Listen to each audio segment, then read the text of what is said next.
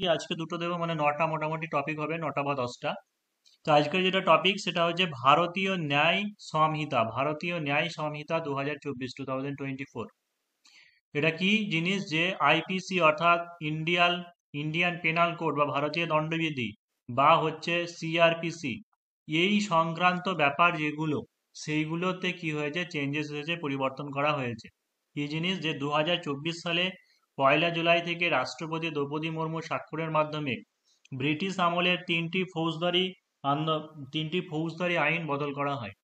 প্রস্তাবিত বিল অনুযায়ী 1860 সালের আইপিসি নতুন নাম হয়েছে ভারতীয় ন্যায় সংহিতা, অর্থাৎ যেটা ভারতীয় দণ্ডবিধি বা ইন্ডিয়ান পেনাল কোড বলা হতো, সেটার নাম এখন বর্তমানে কি হয়েছে, ভারতীয় ন্যায় সংহিতা।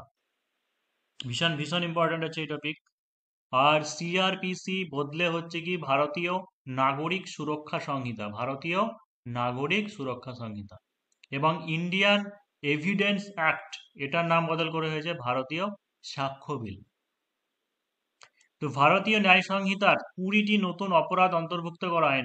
20টি নতুন অপরাধ অন্তর্ভুক্ত করা হয়েছে। এর মধ্যে রয়েছে সংগঠিত অপরাধ, ঠিক আছে, জঙ্গি কর্মকাণ্ড, হিট অ্যান্ড রান এবং মব লিঞ্চিং এর মতো ঘটনাগুলি। মানে যে ঘটনাগুলো অপরাধ, যে যে যে অপরাধগুলো ঘটানো হচ্ছে একটা গোষ্ঠী মিলে, বা যে জঙ্গি জঙ্গি কার্যকলাপ যেটা সেটা। হিট অ্যান্ড রান, ওই তোমার গাড়ি টাড়ি সব অ্যাক্সিডেন্ট হয়ে যাচ্ছে। তারপরে যে মব লিঞ্চিং, মানে বিক্ষুব্ধ জনতা, ঠিক আছে, হয়তো মিলে সবাইকে কোনো যদি মারা টারা হয়, সেই সংক্রান্ত ব্যাপার নিয়ে। তারপর যে শিশু ও নারীদের সুরক্ষা সংরক্ষিত হয়েছে। সেই সঙ্গে বিধান রাখা হয়েছে যে খুনের সঙ্গে যুক্ত আসামিদের দ্রুত শাস্তির বিধান রয়েছে। অর্থাৎ এমনিতে কি হতো আগের দিনে, এখনো যদিও আছে, যে কোনো মৃত্যু সংক্রান্ত ব্যাপার বা কিছু সংক্রান্ত ব্যাপার, সেইগুলো হত্যা সংক্রান্ত কি হতো, ওটা বছরের পর বছর ধরে কেস চলেই যেত। আজকে হয়তো হলো 10 বছর পরে তার রায় বেরোচ্ছে। তো যেগুলো বেশি অপরাধমূলক, ধর্ষণ সংক্রান্ত বা হচ্ছে মৃত্যু মানে হত্যা সংক্রান্ত, সেইগুলো তাড়াতাড়ি, ঠিক আছে, দ্রুত শাস্তি বিধানের ব্যবস্থা রয়েছে। 5,000 টাকার কম পরিমাণ চুরি অথবা এর সমতুল্য অপরাধকে কমিউনিটি সার্ভিসের মধ্যে যুক্ত করেছে কেন্দ্রীয় সরকার। রূপান্তরকামীদের রূপান্তরকামীদের ডেফিনিশন অফ জেন্ডারের মধ্যে অন্তর্ভুক্ত করা হয়েছে। নতুন বিলে সহবাস সমকামিতাকে অপরাধ হিসেবে ধরা হয়নি, ঠিক আছে, এটা একটা ইম্পর্ট্যান্ট, যে নতুন বিলের ক্ষেত্রে এর সংক্রান্ত ব্যাপার, এটাকে অপরাধ হিসেবে ধরা হয়নি। এছাড়া আত্মহত্যার প্রচেষ্টাকে, এটা যেমন আগে ছিল, ঠিক আছে, আত্মহত্যা কেউ যদি করতে যায় বা কিছু হয় ধরা পড়লে পরে সেটা অপরাধ ছিল, কিন্তু আত্মহত্যার প্রচেষ্টাকে আর ফৌজদারি অপরাধ হিসেবে মান্যতা দেওয়া হবে না। নাবালিকাকে ধর্ষণের শাস্তি মৃত্যুদণ্ড। তারপরে গণপিটুনিতে অপরাধের গভীরতা বিচার করে অপরাধীদের শাস্তি দেওয়া হবে। গণপিটুনিতে অপরাধের গভীরতা বিচার করে সেই ক্ষেত্রে শাস্তি দেওয়া হবে, সেটা মৃত্যুদণ্ড পর্যন্ত হতে পারে। সন্ত্রাসবাদী কার্যকলাপের ক্ষেত্রে শুধুমাত্র দেশে নয় বিদেশে কোনো ক্ষতি কিংবা দেশের প্রতিরক্ষার ক্ষেত্রে ক্ষতির চেষ্টাকে অন্তর্ভুক্ত করা হয়েছে। আদালতের অনুমতি ছাড়া নির্যাতিতার নাম প্রকাশ করা হলে 2 বছরের কারাদণ্ডের প্রস্তাব রয়েছে বিলে। তাহলে এবার এটা গেল। আর আইন আদালত বা সাক্ষ্য প্রমাণ সংক্রান্ত কিছু বিশেষ ব্যবস্থাপনা, মানে এইগুলো গেল যে কি সংযোজন করা হয়েছে, নতুন কি বিল এসেছে সেইগুলো। আর এই বিলগুলোকে বাস্তবায়িত করার জন্য, ঠিক আছে, সেটা কোর্ট আদালত বা যে ব্যবস্থাপনা রয়েছে সেই সংক্রান্ত ব্যাপার নিয়ে কি ব্যবস্থাপনা নেওয়া হয়েছে। তো সীমিত সীমিত স্থগিতাদেশ, অর্থাৎ মামলার শুনানিতে অহেতুক বিলম্ব এড়াতে আদালত সর্বোচ্চ 2বার শুনানি স্থগিত নির্দেশ জারি করতে পারে। মানে সেই তারিখ পে তারিখ বলে না, যে একটার পর একটা দিন তারিখ দিয়ে যাচ্ছে তারিখ দিয়ে যাচ্ছে, তাই সেটাই বলছে যে যাতে এই জিনিসটা না হয়, তাই কোনো একটা মামলা শুনানি ম্যাক্সিমাম সর্বোচ্চ 2বার করা যাবে। যে আজকে হলো না, ঠিক আছে, তারপরে আর একদিন করতে পারে, তারপরে তোমাকে ফাইনাল ডিসিশন দিতে হবে। তাই মামলার শুনানিতে অহেতুক বিলম্ব এড়াতে আদালত সর্বোচ্চ 2বার শুনানি স্থগিত নির্দেশ জারি করতে পারে।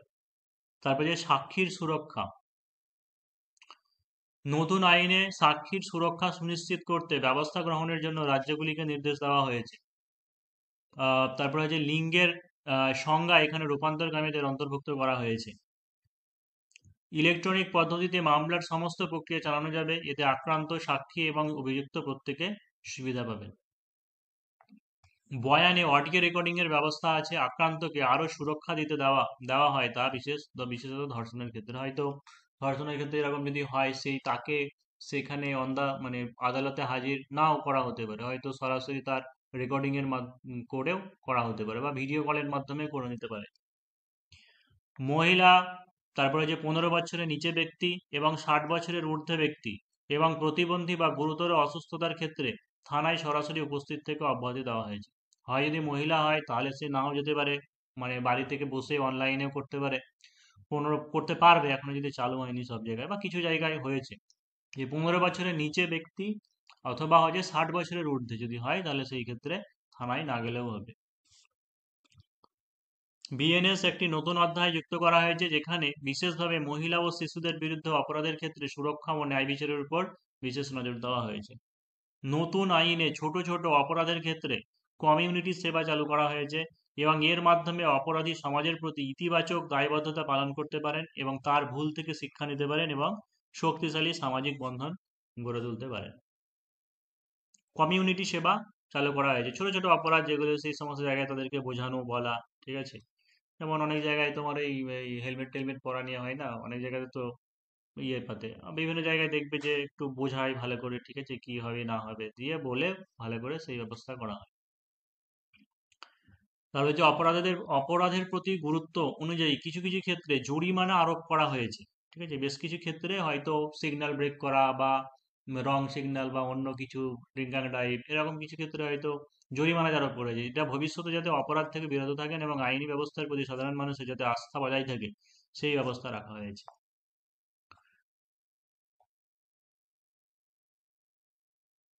ঠিক আছে, এটা গেল। আর সাস্টেনেবল ডেভেলপমেন্ট এজেন্ডাস, ঠিক আছে, এই জিনিসটা কি, এই ব্যাপারটা আমি এখান থেকে যে বইটাতে ছিল, মানে যেখানে ছিল সেটাই তুলে দিয়েছি। একটু বড় মনে হতে পারে, কিন্তু যেমন করে আমি লিখাচ্ছি এরকম ভাবে মানে নিজেরা একটু লিখে নিতে পারো। তো সাস্টেনেবল ডেভেলপমেন্ট এজেন্ডাস কি, যে সাম্প্রতিক নিয়োগ পরীক্ষায় টেকসই উন্নয়ন লক্ষ্য নিয়ে বিভিন্ন আঙ্গিকে প্রশ্ন আসছে, চাকরি প্রত্যাশীদের এসডিজি সম্পর্কিত ধারণা আরো বৃদ্ধি করতে এই বিষয়ে আমাদের ধারাবাহিক আলোচনা নিম্নরূপ। অর্থাৎ এটা বলার আগে আগে জিনিস বলে দিই যে সাস্টেনেবল ডেভেলপমেন্ট জিনিসটা হচ্ছে 1992 সালে যখন ব্রাজিলের রিও ডি জেনেরো শহরে যে তোমার বসুন্ধরা সম্মেলন হয়, তারপর থেকে জাতিসংঘ বিভিন্ন একটা লক্ষ্যমাত্রা নেয়। সেই লক্ষ্যমাত্রা এরকম বলা হয় যে আগামী 2050 সালের মধ্যে, ঠিক আছে, যে দেশের কি করতে হবে, যে তোমার বিভিন্ন যে টার্গেট, বিশেষ করে 17খানা টার্গেট আছে, সেই 17খানা টার্গেটকে কি করতে হবে, লক্ষ্যমাত্রাকে উন্নত করতে হবে। অর্থাৎ দেশ তথা সমগ্র বিশ্বকে, মানে একটা জাতিকে উন্নত করতে গেলে, ঠিক আছে, এই যে 17টা জিনিস আছে, এই 17টা লক্ষ্যকে আমাদেরকে উন্নত করতে হবে। একটা হচ্ছে দারিদ্রতা বিমোচন, মানে এন্ড অফ পভার্টি, ঠিক আছে। দারিদ্র যে জিনিসটা আছে, মানে শুধুমাত্র যে প্রথম শ্রেণীর কিছু দেশ আছে সেখান থেকেই টোটালি হয়তো নির্মূল করা গেছে, কারণ বেশিরভাগ দেশেই কি আছে যে আমাদের দেশে হয়তো 140 কোটি মানুষের মধ্যে 40 কোটি হয়তো আর 100 কোটি হয়তো দারিদ্র সীমার নিচে বাস করে। তো সেইরকমই দারিদ্রতা বিমোচন 1 নম্বর, সেটা না হলে উন্নত হবে না। ক্ষুধা মুক্তি অর্থাৎ এন্ড হাঙ্গার, ঠিক আছে, ক্ষুধা মুক্তি, কেউ যেন ক্ষুধার জন্য যেন কেউ না মারা যায়, বা যেন কেউ যেন অভুক্ত না থাকে।